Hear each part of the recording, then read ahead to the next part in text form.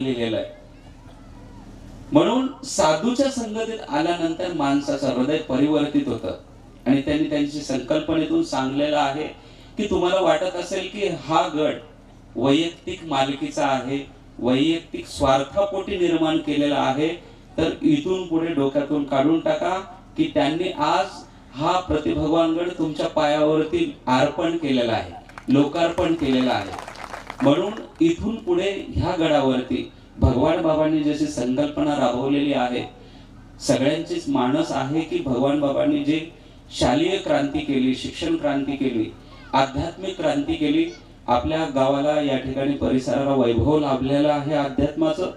तुम्ही त्या अध्यात्माच्या संगतीमध्ये, त्या शिक्षणाच्या संगतीमध्ये भविष्यामध्ये या ठिकाणी वारकरी शिक्षण संस्था तयार होईल आणि शैक्षणिक संस्था या ठिकाणी तयार होईल आणि वातावरण, एकही गाव, तुमचे मुलं जर इथे शिक्षण संस्थेमध्ये टाकले, रुसून जर घरी निघाले तर तुमच्या घरापर्यंत म्हणजे इचोड्यापर्यंत जाईपर्यंत रुसवा निघून जातो, गावच नाही मधामध्ये.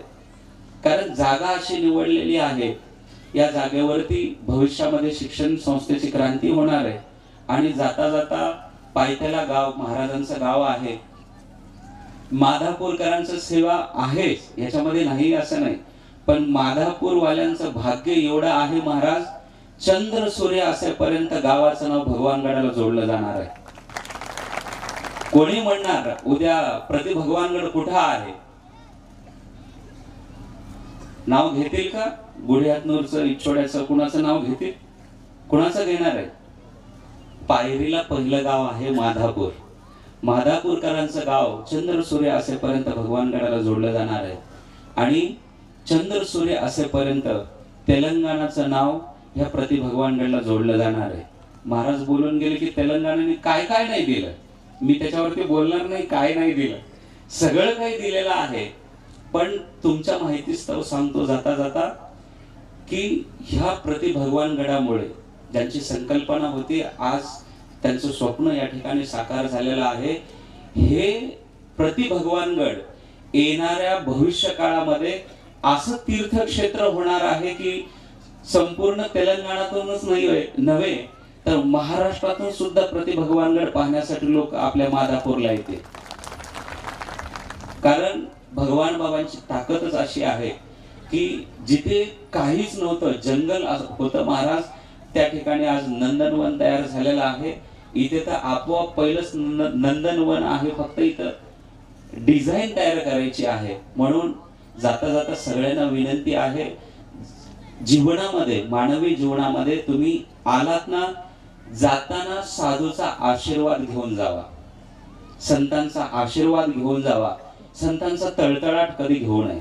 आणि भगवान बाबांचा इतिहास असा आहे की भगवान बाबांचा आशीर्वाद लाभल्यानंतर माणसाच्या जीवनामध्ये काहीच कमी पडत नाही. इवन फक्त भगवान बाबाच म्हणत नाही, सगळ्या साधू संतांचा आशीर्वाद मिळाला तर तुमचं कल्याण झाल्याशिवाय राहत नाही. आणि त्यांच्या मुखातून जर अपशब्द निघून गेला, याचे साक्षीदार तुम्ही सगळे आहात. साधू संतांचा शाप लागल्यानंतर काय होतं ते मी प्रवचनातून नको सांगायला. म्हणून प्रतिभगवानगड आता हे हुबेहूब भगवानगड सारखं तीर्थक्षेत्र या ठिकाणी निर्माण झालेलं आहे. इथून पुढे नाही तुम्हाला आळंदीला जाता येत, नाही तुम्हाला पंढरपूरला जाता येत, नाही तुम्हाला भगवानगडाची वारी करता येत. इथून पुढे शुद्ध वारीला, आता त्यांच्या मी बोलणारच होतो पण जाहीरपणेच बोलतो, इथून पुढे महाराज आहेत, महाराजांच्या मार्गदर्शनाखाली विठ्ठल रुक्मिणी देवता आहे. महिन्याची शुद्ध वारी म्हणजे पौर्णिमेच्या अगोदर येणारी एकादशी, पौर्णिमेच्या अगोदर येणारी शुद्ध एकादशीला इथून पुढे आपल्या प्रतिभगवानगडावरती वारी भरवा. नाही कीर्तनाचा कार्यक्रम ठेवता आला तर प्रवचनाचा कार्यक्रम ठेवा, अन्नदान घडेल, ज्ञानदान घडेल आणि हळूहळू तुम्हाला वारीची सवय लागेल. भगवानगडाची वारी तुमच्या जीवनामध्ये सुरुवात होईल. आणि एक तुमची मिसअंडरस्टँडिंग बाजूला काढतो, संत हे कोण्याही जातीचे नसतात, कोणत्याही कुळाचे नसतात. जन्माला आलेलं कुळ जरी वंजारी असलं तर भगवान बाबा हे सगळ्या समाजाचे आहेत, सगळ्या जाती धर्मातल्या लोकांचे आहेत. म्हणून या ठिकाणी गडावरती येत असताना सगळ्यांनी आपला जात धर्म संप्रदाय सगळं बाजूला ठेवून आपण भगवान बाबासाठी गडावरती येतोय एवढं डोक्यामध्ये ठेवावं आणि जेवढं सहकार्य करता येईल तेवढं या ट्रस्टला सहकार्य करावं एवढं बोलतो।